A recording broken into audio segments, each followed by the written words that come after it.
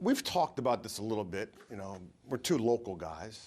For you to undertake this whole thing, to be the owner of this franchise, a franchise that you grew up watching. I recall, you know, RFK bouncing up and down and all the winning that they did, and to now overtake this and be the steward for bringing this franchise back. Where does that come from for you? Yeah, so it's really deep and emotional. I mean, even you get flooded with memories of your childhood. You get flooded with memories of, you know, all the success that Washington football had, you know, from the Gibbs years and even before that. The sound of the football field at RFK and a lot of the games, and then also just friendships that you had, you know, over a long period of time. And you know, my mother still lives here, and you know, kind of lots of old friends. So I think it's really unique and exciting to be able to be sitting here today and announcing our new coach, and you know, kind of having gone through the same with the GM, and I feel like we're in a new dawn. I feel like I was kind of put on earth to do this. I'm lucky and humbled to be able to be in this situation, but I also feel a tremendous obligation to the city. How different in searching for a GM and a head coach is it than hockey and basketball, or is it different? Yeah, so I mean, obviously a lot of the there's similarities and differences. Obviously, you're looking for a good leader, a good person, someone that where there's alignment. I'd say the process in the NFL, you have to sit through all of the meetings, the way it's set up, and so it was quite extensive for me. And also, given the whole situation, once you have a mature organization, for example, in Philly, you know, I met the last two head coach candidates, but here I met all the coaching candidates, and so it took up, you know, a lot of time. But I'm glad that I got to be involved at a very deep level. I learned a lot, and I got to know. We were very deep with the interviews, and we really figured out where people were coming from. Mm-hmm. Hey, look, the viewer who's watching this, the guy who's sitting in this chair has no idea what that process is like. Can you take us through a little bit of what that process is like as you're bringing in and going to see candidates? What are you guys doing? How are you approaching that? Yeah, so what I did was I did a lot of the, we do all the work that we can publicly, and there's a lot out there publicly, and we identify who we want to see, and so there's, you know, you go on the internet and you have a bunch of research that you do, and you you know, watch tape, and there's a lot of times that coaches or assistant coaches are speaking publicly, right? So you can learn a lot about who they are, and then obviously you can study their track record and what they've said, what they stand for, you know, how they orient in football. So you can do a lot of stuff. Then you figure out, okay, who you want to talk with, and then you set up an interview process, and you come up with the questions you want to ask them, and it ranges from who they are as men, as individuals, and then it gets into a lot of detail around football and how they feel about your team, and you know, how they would run the team and how they would interact with the GM and ownership, and you know how they feel about the draft, free agency. I mean, you go really deep. Mm-hmm. And so obviously having Adam around to do that, having Rick Spielman, you know, having Bob Myers, you know, Martin Mayhew was involved. So all that was very helpful, and we each spent hours and hours with the candidates. And so that's how we did it. We had first you have a Zoom, and then you have you know, interviews, and obviously the NFL process is very prescriptive about you know, when you can, you know, talk to candidates, and obviously if someone's playing, you have to wait till they're done. So that, you know, a lot was made about you know, process taking a long time, but the reality is we were talking to people that were in the playoffs for a long time, so that's why it took a long time. And so anyway, that's a little bit about the process. Two of those guys, Aaron Glenn, Ben Johnson with the Lions, you're waiting on. The story goes, at least you correct me if I'm wrong, you're on your way out there. You find out that Ben Johnson's pulled his name out of the process. Is that why you're in the air? Yeah, internet works up in the air.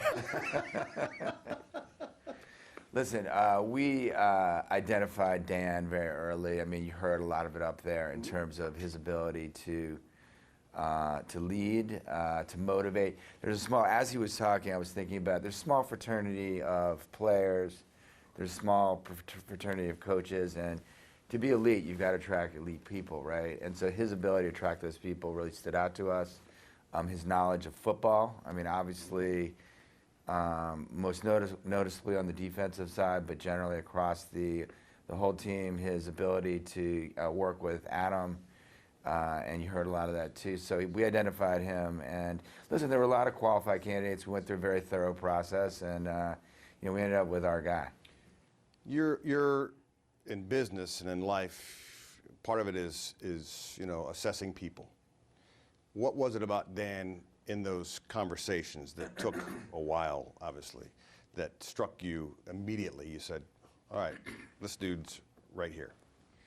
Yeah, look, so obviously he's been a coach for a long time, and he's been a head coach, he's been a defensive coordinator, and so he came into the experience isn't necessarily bad. I mean, we talked about it up there.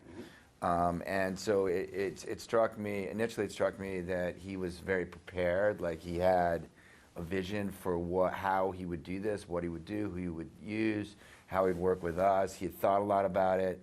And then secondly, his, my impression of him as a man, as an individual, as a leader, someone who could motivate football players, someone who could motivate head coaches, someone who could get people to join, work with Adam, his willingness to align and make it 1 + 1 = 3. I mean, obviously, I believe, and I've said this, that the GM job is an 80-hour-a-week job, coach job is an 80-hour-a-week job.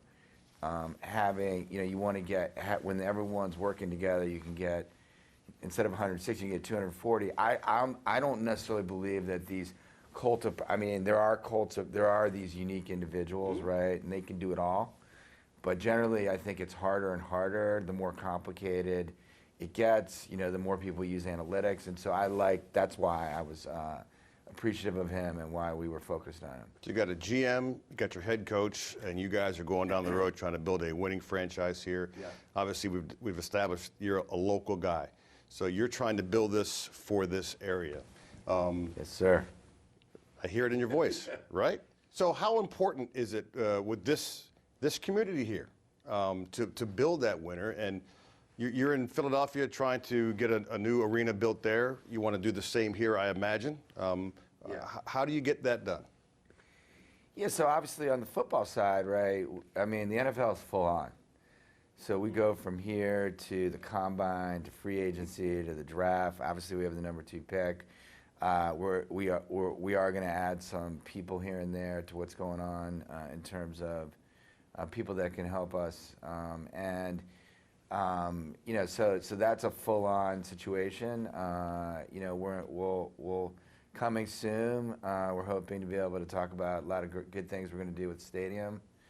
We've been working on that, and then obviously, we're busy at work studying on a longer-term basis. We're studying, okay, where would our new home be, and we just continue to look at sites in 3 jurisdictions. We'll have a lot more to say about that in the coming months. It's very complicated in the sense that, each site has its own nuances in terms of the politics, the site itself. Is it good for football? What does it do to the area? How do you do it? And so all that stuff is ongoing. So we're working hard. What have you learned from your Philadelphia process that you can apply here? Yeah, I mean, obviously, I've learned a lot. I've learned that you have to sell a stadium idea. You're saying in the context of the stadium? Mm-hmm. Yeah, the city. Cities have a lot to say about arenas and stadiums, and so it starts with, it's not just a real estate project. It starts with a process where you have to educate the city on what you're trying to accomplish, and then get them on board and supporting it. Right. And I think that's a big important thing. So the politics of it matter. Yeah, a lot of politics. I've learned that. Yeah, a little pain in the butt. Yeah, it's nothing. All good things. Nothing excellent comes easy. Sure. And in Philadelphia, I think it's no cost to the taxpayers. Can that work here in this area? Yeah, like we're looking at all that. I mean, obviously, we're trying to shoulder as much of the burden as we can.